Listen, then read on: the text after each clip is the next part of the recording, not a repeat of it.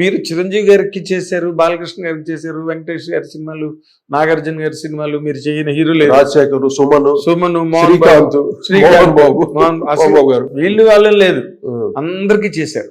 ఇప్పుడు వాళ్ళ హీరోలు మళ్ళీ అలా రన్ అవుతున్నారు, వాళ్ళకి వేరే మ్యూజిక్ డైరెక్టర్లు వచ్చేస్తున్నారు. వాళ్ళకి మీ ఒక అనుభవజ్ఞుడిగా గనక మీరు విని ఒకసారి ఎప్పుడైనా 5 నిమిషాలు కూర్చొని ఆలోచించుకుంటున్నప్పుడు ఈ హీరోలకి ఇప్పుడున్న సంగీత దర్శకుల ద్వారా సరైన న్యాయం జరుగుతుందని మీకు అనిపిస్తుందా సార్? బ్రహ్మాండంగా జరుగుతుందిగా. ప్రతి పాటు చక్రీ చేశాడు బాలకృష్ణ గారికి. చక్రీ చాలా అప్పట్లో అంత పెద్ద సినిమాలు చేయలేదు ఆయన, బాలకృష్ణ చేసి సూపర్ హిట్ ఇచ్చాడు ఆయన. అలాగా తమన్ను, దేవిశ్రీ ప్రసాద్, వీళ్ళంతా అప్కమింగ్ కంపోజర్స్ ఆల్మోస్ట్ మా దృష్టికి.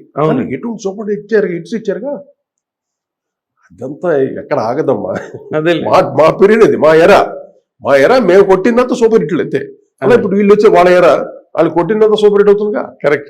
అంటే మీరు కంప్లీట్ గా మీరు ఇందాక అన్నట్టుగా డబ్బులు ఇచ్చిన వైపున వర్క్ ఉంటే చాలా అదే డబ్బు కింద ఫీల్ అయిన మనిషి అలా చేసిన ఇద్దరు, రాజు గారు కానీ మీరు కానీ, మీకు తెలుసు, నాకు పర్సనల్ గా తెలుసు. సో మీరు ఎవరిని ఎప్పుడు డిమాండ్ చేయలేదు, కమాండ్ చేయలేదు, ఇద్దరు స్లేవ్స్ లాగా పనిచేసేవారు లోపల. స్లేవ్స్ నాకు తెలుసు, స్వర స్లేవ్స్ ఇద్దరు చేశారు అలా. కానీ అంటే మీరు హైయెస్ట్ పాయింట్ ఆఫ్ సాటిస్ఫాక్షన్ మీ కెరీర్లో పొందారు సార్. కానీ ఎక్కడైనా ఒక్కసారి వెనక్కి తిరిగి చూసుకుంటే ఒక అసంతృప్తిగా మిగిలిపోయిన పాయింట్ కానీ, ఇది మనం ఫుల్ఫిల్ చేయలేకపోయాము అని, అంటే మీ ఇంటర్వ్యూ విన్న ఒక యంగెస్ట్ మ్యూజిక్ డైరెక్టర్ ఎవరైనా దాని నుంచి ఒక లెసన్, ఒక క్లూ అందేది ఏదైనా చెప్పగలరా మీరు? ఒక అసంతృప్తి ఎందుకు అలా జరిగింది, మనం ఎందుకు దాన్ని ఫుల్ఫిల్ చేయలేకపోయాం? అది ఎవరికి తప్పదు, అది ఎవరికి తప్పదు. అంటే ఒక్కొక్కరికి ఒక సీజన్ అది. ఇప్పుడు నా ఎరా ఉన్నంత వరకు, ఇప్పుడు నేను రాజు ఇద్దరు కలిసి 10 years చేసాం. 10 years సక్సెస్ఫుల్ చూసింది మేము ఒక 6 years. సక్సెస్ఫుల్ ఎరా చూసింది 6 years పీక్స్ చూసాం. ఆ తర్వాత ఎప్పుడైతే నేను రాజు విడిపోయిన తర్వాత 95 నుండి 2012 వరకు నేను అసలు ఎక్కడ ఒక 1% కూడా అంటే మైనస్ ఎక్కడ చూడలే, అంటే తక్కువ చూడలేదు. నేను పీక్స్ చూసాను యాజ్ అ కోటి. అర్థమైందా? దాని కృషి అనుకోండి, నా టైము, నా అదృష్టం అనుకోండి, ఏదో అనుకోండి. కానీ ఎప్పుడైతే నేను కృషికే మెయిన్గా నా మెయిన్ థింగ్, మొదటి ఓటు దానికి కృషి. అది ఎంత చేస్తే అంత, ఎస్పెషల్ మ్యూజిక్లో. అంటే మీకంటూ వెనక్కి తిరిగి చూసుకుంటే ఏ రకమైన అసంతృప్తులు లేవు, కంప్లీట్లీ చేయాలి. ఒక సింఫనీ ఇప్పుడు ఇళయరాజా చేశాడు సింఫనీ. సింఫనీ చేయాలంటే అదొక పెద్ద, దానికి అదొక మొత్తం జీవితాన్ని అంకితం చేయాల్సిందే. అంకితమే, కంప్లీట్ అంకితం. అది చిన్నతనం నుండి చదవాలి దాన్ని కంప్లీట్ గా. రాజా గారు అవన్నీ బాగా స్టడీ చేసాడు పాపం ఆయన. చిన్నప్పుడు ఆయన అదే ధ్యాస. ఎక్కడి నుండి వచ్చాడు? వీధుల నుండి వచ్చాడు, ఎక్కడో గ్రామం నుండి వచ్చాడు, వీధుల్లో ఆర్మ్ పెట్టి వాయించుకుంటూ బతికినోడు ఆయన.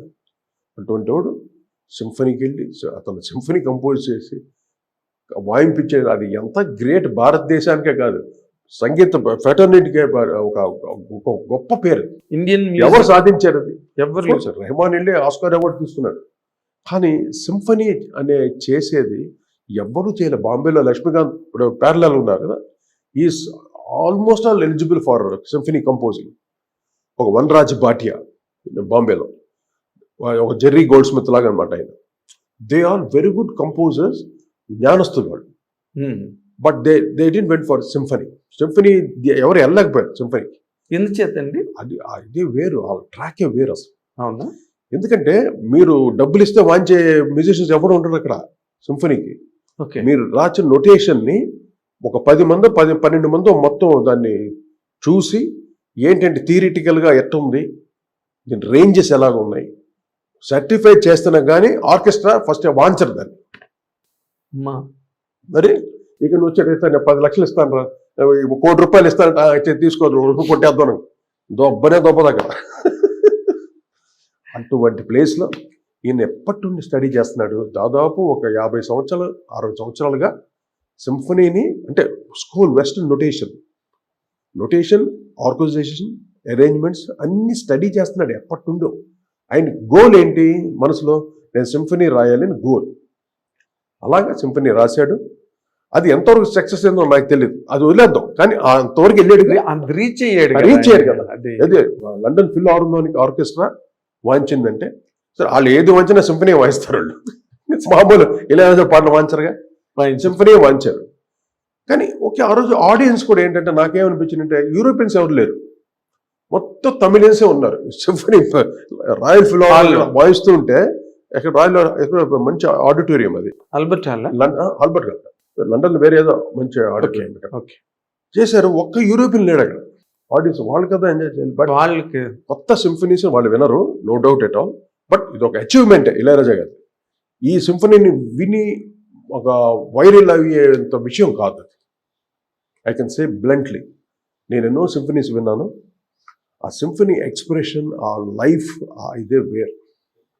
దీంట్లో ట్రై చేశాడు కానీ ఎక్కడో ఉన్నవే ఉన్నాయి. మొజార్ట్, బీథోవెన్ వాళ్ళు చేసింది ఎక్కడో తగులుతాయి డెఫినెట్ గా. సింఫనీ అంటే తగులుతుంది అప్పుడు చాలా. కొన్ని ప్లేసెస్ చాలా బాగున్నాయి, కొన్ని ప్లేసెస్ ఫ్రేజింగ్స్ చాలా బాగున్నాయి. ఉన్నా కూడా దానికి కాదుగా. ఒక సింఫనీ అంటే బీథోవెన్ మొదటప్పుడు ఎక్కడికైనా ఒపేరాస్లో మీరు స్విట్జర్లాండ్, జెనీవా, లండన్ కానీ యూరోప్లో ఎక్కడ చూసినా సింఫనీ అండ్ ఓపెరా మ్యూజిక్.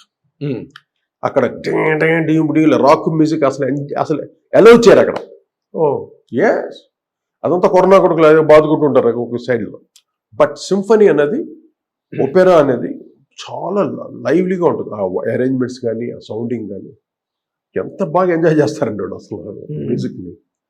హెల్తీగా ఉంటారు ఆ మ్యూజిక్ ఎంజాయ్ చేస్తారు. So you are not fully happy with Ilaiyaraaja symphony? నాకైతే అంతగా అనిపించలేదు, అంటే మేము చాలా విన్నాం కాబట్టి. కానీ అటెంప్ట్ మట్టి గ్రేట్.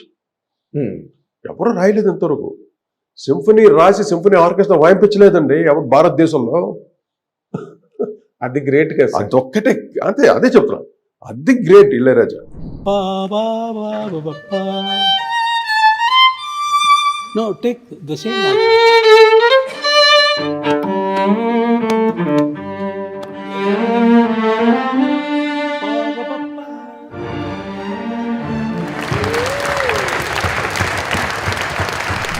ఆయన అనుకున్నది సాధించాడుగా. ఇంతకు ముందు కూడా హౌ టు నేమ్ ఇట్ ఆయన మామూలు ఆల్బమ్స్, మామూలు చేశాడు ఆయన. సింఫనీ కాదు, ఇది pure out and out symphony. Symphony సామాన్య విషయం కాదు, న్యూ ఎనదర్ వరల్డ్ కదండి సింఫనీ. ఆ రేంజ్కి వెళ్ళాడంటే ఇంకా మ్యూజిక్ లో ఈజ్ అల్టిమేట్ గోల్ అనమాట. ఇంకంతే, ఎవరెస్ట్ మీద ఉన్నట్టే. సింఫనీ రాసినాడు, ఇంకా వేరే మ్యూజిక్ చేయలేడు ఇంకా అతను. అంతేనా? ఇంకా సినిమా మ్యూజిక్ మేబీ ఆయనలో ఆ టాలెంట్ ఉంటుంది, మహానుభావుడు అయినా మేబీ ఉండొచ్చు. కానీ మనం సింఫనీ చేసిన తర్వాత ఇంకా దాని మీదే తిరుగుతుంటుంది. ఇంకా పైన ఎక్కడికి వెళ్దాం, పైకి వెళ్దాం, ఆ ట్రాక్ వేరు అంతే.